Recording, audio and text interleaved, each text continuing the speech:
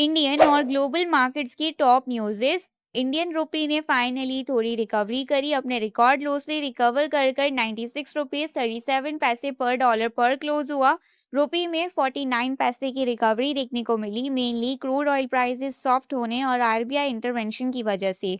Geopolitical tensions भी थोड़ी कम हुई हैं, जिसकी वजह से करेंसी मार्केट पर प्रेशर कम हुआ है। ITC quarter four results. ITC ने अपने रिजल्ट्स अनाउंस किए और कंपनी का कंसोलिडेट नेट प्रॉफिट 5% बढ़कर 5,113 करोड़ रुपीस रहा। एबिटा भी 7.2% ग्रो हुआ 6,426 करोड़ रुपीस तक। लेकिन रेवेन्यू में 7% का डिक्लाइन आया और ऑपरेशंस रेवेन्यू 16,050 करोड़ रुपीस रहा, मतलब प्रॉफिट स्टेबल है, लेकिन सेल्स ग्रोथ उतनी एक्साइटिंग नहीं दिखी। India's record power demand. India की पीक पावर डिमांड वेंसडे को रिकॉर्ड 265.44 गीगावाट तक पहुंच गई।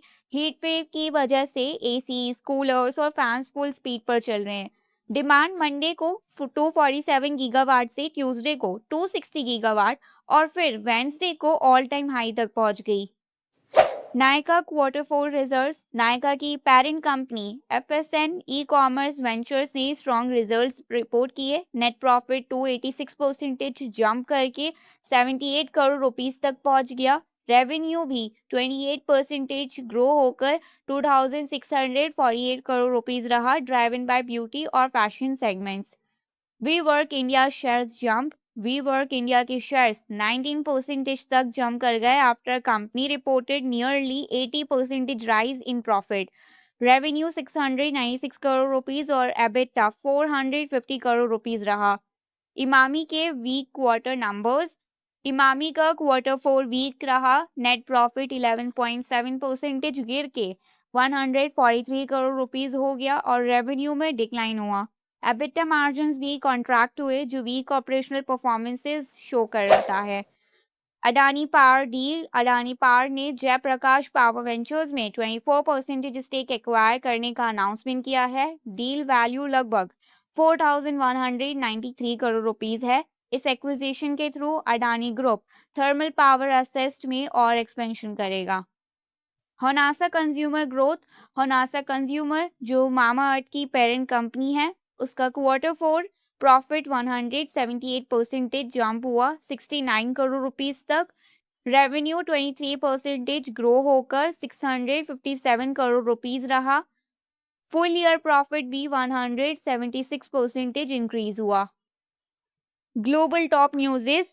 Crude oil above $100। WTI crude oil prices फिर से $100 पर बैरल के ऊपर ट्रेड करने लगे आफ्टर यूएस ईरान नेगोशिएशन को लेकर अनसर्टिनिटी बढ़ गई।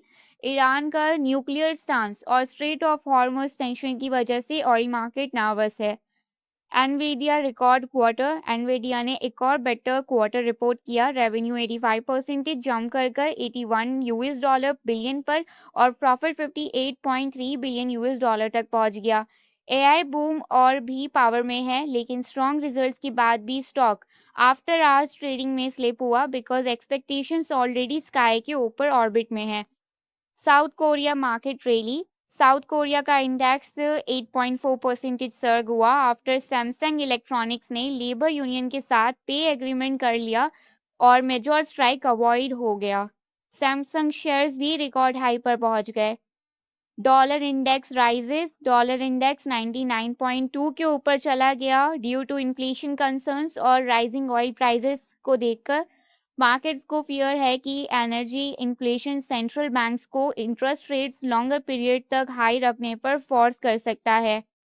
Market wrap up. आज निफ्टी ने strong gap up opening the eight 23,830 after crude oil prices soften and global sentiment positive था।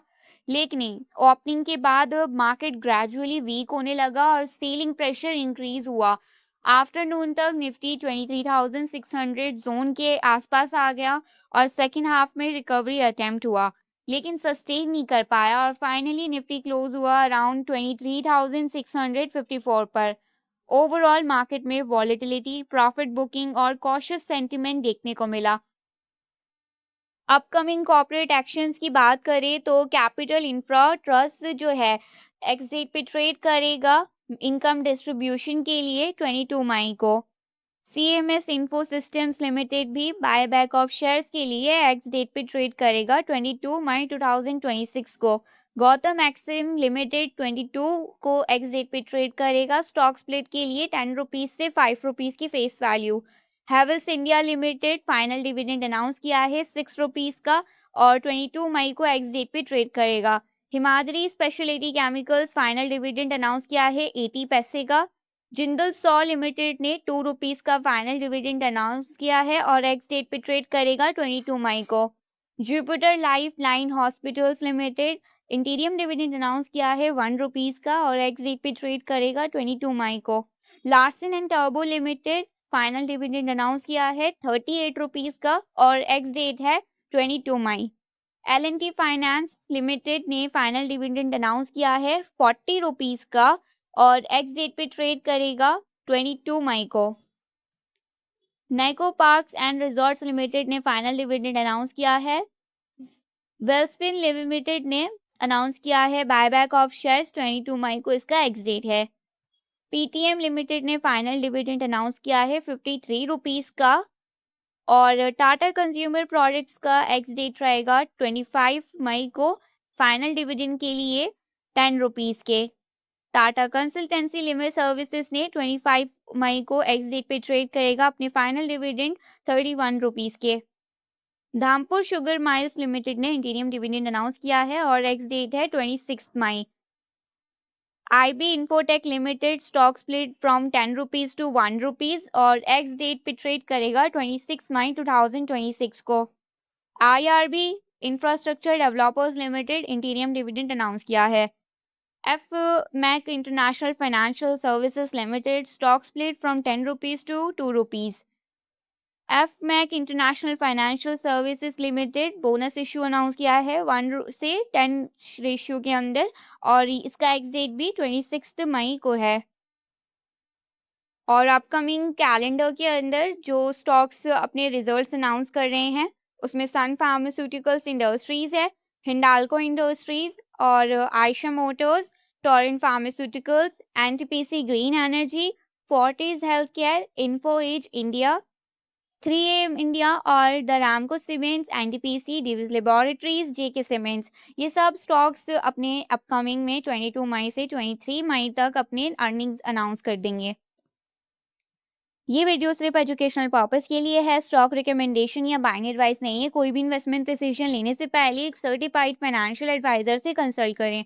और अगर आपको वीडियो यूजफुल लगा तो इसे लाइक करें, शेयर करें और चैनल को सब्सक्राइब करें। Thanks for watching.